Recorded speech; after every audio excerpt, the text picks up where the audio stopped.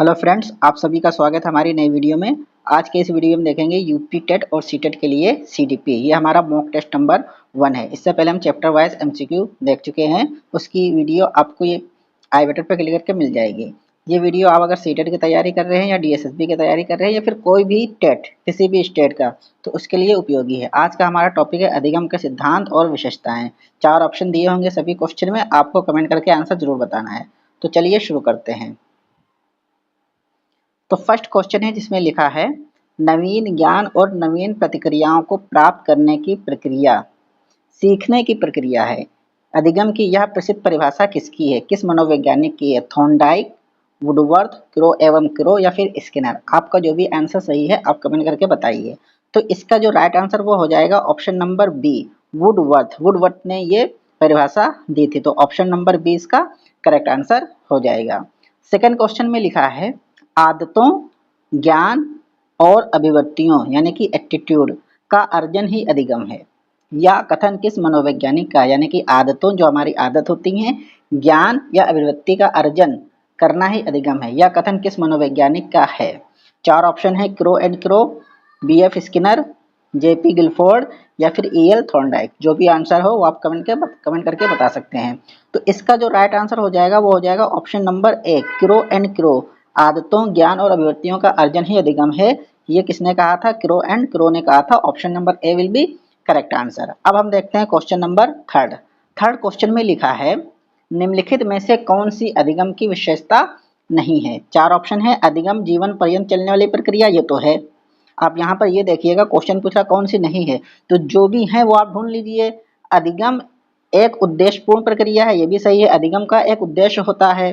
अधिगम केवल परिपक्वता का परिणाम है, तो ये नहीं है, ऐसा कोई नहीं। अधिगम समायोजन में सहायक है, ये भी सही है। तो हमसे पूछ रहा कौन सा नहीं है, तो इसका राइट आंसर हो जाएगा option number C will be correct answer. अब हम देखते हैं क्वेश्चन नंबर 4। क्वेश्चन नंबर 4 में लिखा है सीखने की प्रक्रिया को प्रभावित करने वाला सबसे महत्वपूर्ण व्यक्तिगत कारक कौन सा है? संचार के साधन, विद्यालय का भौतिक वातावरण, शिक्षा का व्यवहार या फिर परिपक्वता एवं आयु? तो सीखने की प्रक्रिया में प्रभावित करने वाला महत्वपूर्ण व्यक्तिगत कारक क्या होगा? संचार के साधन नहीं होगा, विद्यालय का भौतिक वातावरण भी नहीं होगा, शिक्षक का व्यवहार भी नहीं होगा। इसमें हो जाएगा परिपक्वता एवं आयु, क्योंकि व्यक्तिगत पूछ रहा है। तो option number D will be correct answer. अब हम देखते हैं क्वेश्चन नंबर 5। क्वेश्चन नंबर 5 में लिखा है ई एल थॉर्नडाइक ने प्रयास एवं त्रुटि के अधिगम सिद्धांत का प्रतिपादन किस जानवर पर प्रयोग करके किया था? कुत्ते पर, बिल्ली पर, चूहे पर या फिर कबूतर पर? तो किस जानवर पर किया था? तो आपको पता होगा थॉर्नडाइक ने किस पे किया था? बिल्ली पर किया था। तो ऑप्शन नंबर बी सही हो जाएगा। अगर हम कुत्ते की बात करें तो इस पर किया था पावलाव ने, पी से पावलाव। चूहे पर किसने किया था? स्किनर ने किया था। कबूतर पे भी स्किनर ने किया था। कुत्ते पर पावलाव ने किया था, बिल्ली पर थॉर्नडाइक ने किया था, चूहे और कबूतर पर स्किनर ने किया था। इसके बाद में क्वेश्चन नंबर 6 में लिखा है थॉर्नडाइक के सीखने के मुख्य नियमों में से कौन सा नियम संतुष्टि और कष्ट के नाम से भी जाना जाता है? तो अभ्यास का नियम जाना जाता है, या तत्परता का नियम, या प्रभाव का नियम, या फिर बहु प्रतिक्रिया का नियम? तो कौन सा पूछ रहा है? मुख्य नियमों का। मुख्य नियम में तो ये बहु प्रक्रिया होता ही नहीं, तो ये तो बिल्कुल ही नहीं होगा आंसर। सीखने के 3 प्रमुख नियम होते हैं, पर जो मुख्य नियम बोलते हैं अभ्यास का नियम, तत्परता का नियम और प्रभाव का नियम। इसमें से पूछ रहा है किसको संतुष्टि और कष्ट का नियम कहा जाता है? तो वो होता है प्रभाव का नियम। ऑप्शन नंबर सी इसका करेक्ट आंसर हो जाएगा। अब हम देखते हैं क्वेश्चन नंबर 7। क्वेश्चन नंबर 7 में लिखा है जब किसी कार्य को बार बार दोहराया जाता है तो सीखना स्थायी हो जाता है। यह थॉर्नडाइक के किस नियम पर आधारित है? प्रभाव का नियम, आंशिक क्रिया का नियम, तत्परता का नियम या फिर अभ्यास का नियम? क्या लिखा है? जब किसी कार्य को बार बार दोहराया जाता है, तो बार बार दोहराना का मतलब क्या हो गया? अभ्यास हो गया। तो इसलिए इसका राइट आंसर क्या हो जाएगा? ऑप्शन नंबर डी, अभ्यास का नियम। तो 7 का ऑप्शन नंबर डी सही हो जाएगा। क्वेश्चन नंबर 8 में लिखा है इवान पी पावलाव के शास्त्रीय अनुबंधन का सिद्धांत में भोजन क्या है? अभी हमने पढ़ा था ऊपर, पावलाव ने किस पे प्रयोग किया था? कुत्ते पे किया था।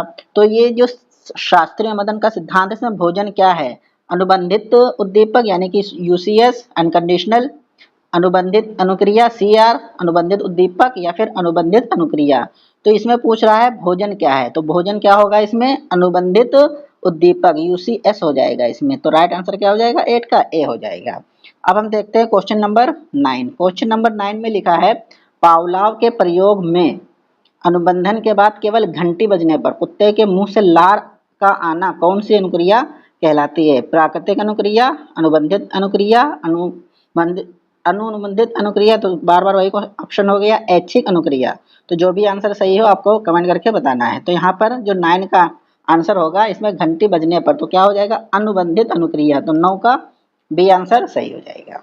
क्वेश्चन नंबर 10 में लिखा है क्रिया प्रसूत अनुबंधन का सिद्धांत किसने प्रतिपादन किया था, अल्बर्ट बंडूरा, सीएल हल, बीएफ स्किनर या फिर कर्ट केविन। तो आंसर नंबर क्वेश्चन नंबर 10 का जो भी ऑप्शन सही है आप इसको कमेंट करके बता सकते हैं। तो क्रिया प्रसूत अनुबंधन का सिद्धांत ये किसने दिया था, बीएफ स्किनर ने दिया था। इन्होंने चूहे पे अपना प्रयोग किया था। इसके बाद में हम देखते हैं क्वेश्चन नंबर 11। लिखा है एक छात्र कक्षा में सही उत्तर देता है और शिक्षक उसे शाबाश कहते हैं, जिससे वो आगे भी उत्तर देने के लिए प्रेरित होता है। यहाँ शाबाश कहना क्या है, नकारात्मक पुनर्बलन, तो नकारात्मक तो नहीं होगा क्योंकि यहाँ पर शाबाश कहा जा रहा है, तो नकारात्मक नहीं हो जाएगा। दंड भी नहीं होगा। तटस्थ उद्दीपक या फिर सकारात्मक, तो ये सकारात्मक हो जाएगा। तो 11 का डी इसका सही आंसर हो जाएगा, क्योंकि यहाँ पर शाबाश कहा जा रहा है, इनकी तारीफ की जा रही है, तो ये सकारात्मक में आ जाएगा। इसके बाद क्वेश्चन नंबर 12 में लिखा है नकारात्मक पुनर्बलन का मुख्य उद्देश्य क्या है, नकारात्मक का मुख्य उद्देश्य क्या है, अनुक्रिया की संभावना को बढ़ाना, अनुक्रिया को पूरी तरह समाप्त करना, अनुक्रिया की संभावना को कम करना या फिर दंड को बढ़ावा देना। तो नकारात्मक पुनर्बलन का मुख्य उद्देश्य क्या होता है, अनुक्रिया की संभावना को बढ़ाना। तो ये होता है नकारात्मक का उद्देश्य। तो ऑप्शन ए करेक्ट हो जाएगा। अब हम देखते हैं क्वेश्चन नंबर 13। क्वेश्चन नंबर 13 में लिखा है सूझ या अंतर्दृष्टि का सिद्धांत मनोविज्ञान के किस संप्रदाय की देन है, व्यवहारवाद, गेस्टाल्टवाद, रचनावाद या फिर प्रकारवाद। तो यहाँ पर क्या पूछ रहा है, सूझ या अंतर्दृष्टि का सिद्धांत ये किस मनोविज्ञान के संप्रदाय की देन है। यहाँ पे संप्रदाय पूछ रहा है, तो सूझ और अंतर्दृष्टि का सिद्धांत, तो यहाँ पर इसका राइट आंसर हो जाएगा गेस्टाल्टवाद। ऑप्शन नंबर बी करेक्ट हो जाएगा। सूझ या अंतर्दृष्टि का सिद्धांत ये कौन सा संप्रदाय की देन है, गेस्टाल्टवाद की। उसके बाद में क्वेश्चन नंबर 14 में लिखा है कोहलर ने अपने अंतर्दृष्टि अधिगम सिद्धांत का प्रसिद्ध प्रयोग सुल्तान नामक किस जानवर पर किया था, कुत्ता, बिल्ली, चिंपैंजी या सफेद चूहा।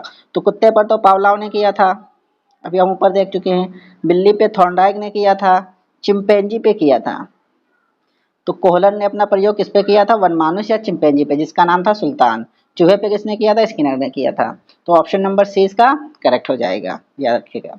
इसके बाद में देखते हैं क्वेश्चन नंबर 15। क्वेश्चन नंबर 15 में लिखा है अंतर्दृष्टि अधिगम का मुख्य आधार निम्नलिखित में से क्या माना जाता है, पूर्ण अनुभव यानी कि पूर्व अनुभव पहले का, निरंतर अभ्यास, अनुकरण या फिर अचानक समाधान। तो अंतर्दृष्टि अधिगम का मुख्य आधार होता है अचानक से समाधान होना। Option number D correct answer हो जाएगा।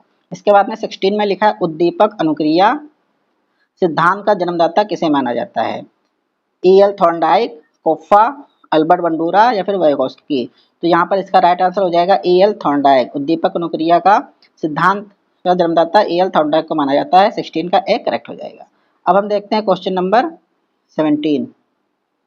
17 में लिखा है स्किनर के क्रिया प्रसूत अनुबंधन को अन्य किस नाम से जाना जाता है, ASSR अनुबंध, RS अनुबंध, शास्त्रीय अनुबंध या फिर चिन्ह अधिगम। तो यहाँ पर इसका राइट आंसर हो जाएगा RS अनुबंधन। Option number B will be correct answer.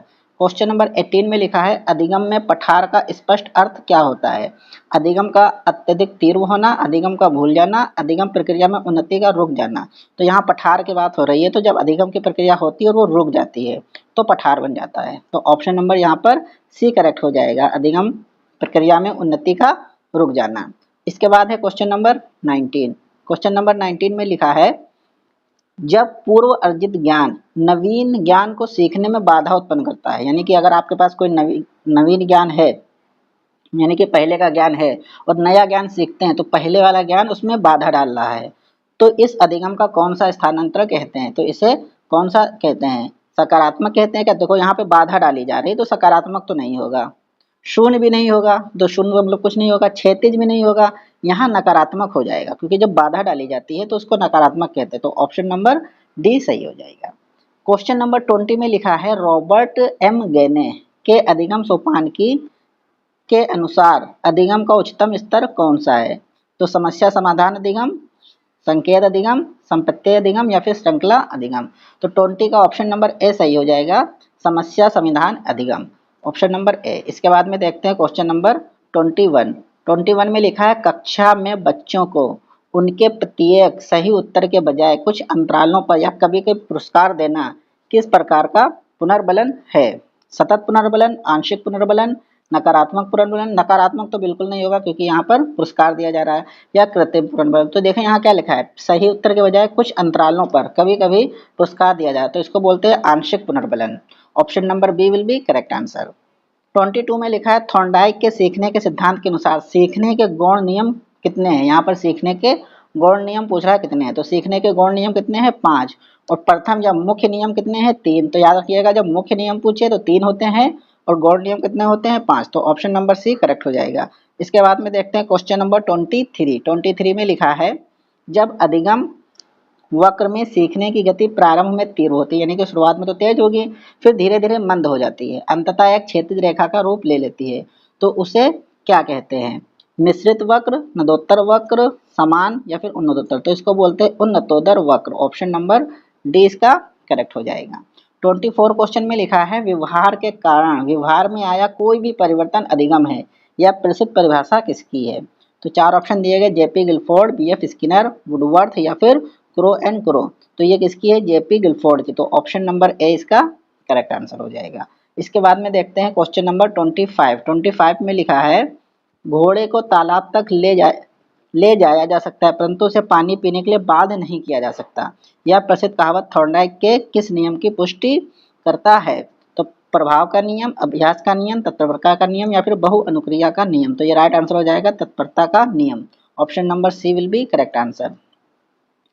सीखना व्यवहार में उत्तरोत्तर सामंजस्य की प्रक्रिया है या अधिगम को प्रसिद्ध परिभाषा किसने की? BF Skinner, Crow M Crow, RS. Woodworth या फिर ए.एल. थॉर्नडाइक। तो इसका राइट आंसर क्या हो जाएगा? BF Skinner, option number A will be correct answer.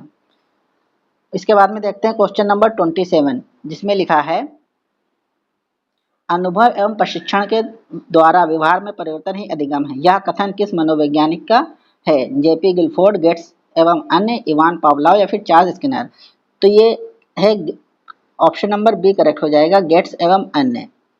अनुभव एवं प्रशिक्षण के दौरान व्यवहार में परिवर्तन ही अधिगम है, ये किसने कहा था? गेट्स एवं अन्य ने कहा था।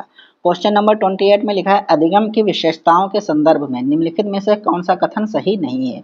अधिगम एक सार्वभौमिक प्रक्रिया है, अधिगम उद्देश्यपूर्ण और लक्ष्य निर्देशित करता है, अधिगम जीवन पर्यंत चलने वाली प्रक्रिया है, या अधिगम सदैव सकारात्मक होता है। तो क्या पूछ रहा क्वेश्चन में? अधिगम की विशेषताओं के संदर्भ में कौन सा सही नहीं है? तो अधिगम एक सार्वभौमिक प्रक्रिया है, तो ये सही है, तो ये ऑप्शन सही इसका करेक्ट नहीं होगा। इसके बाद अधिगम उद्देश्यपूर्ण और लक्ष्य के निर्देशित होता है, ये भी सही है। अधिगम जीवन पर्यंत चलने वाली प्रक्रिया है, ये भी सही है। ये तीनों तो सही है अधिगम से रिलेटेड, लेकिन चौथे में लिखा है अधिगम सदैव सकारात्मक ही होता है, ये गलत है। तो इसलिए इसका राइट आंसर हो जाएगा ऑप्शन नंबर डी, क्योंकि पूछ रहा कौन सा नहीं है। अब हम देखते हैं क्वेश्चन नंबर 29। 29 में लिखा है अभिप्रेरणा अधिगम का सर्वोत्कृष्ट राजमार्ग है, यह प्रसिद्ध कथन किसका है? William McDougall, Kurt Lewin, BF Skinner या जॉन डीवी। तो ये किसने कहा था? BF Skinner. तो ऑप्शन नंबर सी करेक्ट हो जाएगा। क्वेश्चन नंबर 30 में लिखा है ई.एल. थॉर्नडाइक के प्रयास एवं त्रुटि के सिद्धांत को अन्य किस नाम से जाना जाता है? संबंधवाद का सिद्धांत, समीपता, शास्त्रीय अनुबंधन या अंतर्दृष्टि। तो किसके सिद्धांत से जाना जाता है? संबंधवाद का सिद्धांत, ऑप्शन नंबर ए करेक्ट हो जाएगा। तो इस तरीके से यहाँ पर 30 क्वेश्चन हमारे कंप्लीट हो गए हैं। अगर आपको वीडियो अच्छी लगी तो लाइक कर दीजिएगा और हमारे चैनल को सब्सक्राइब कर दीजिएगा। Thank you.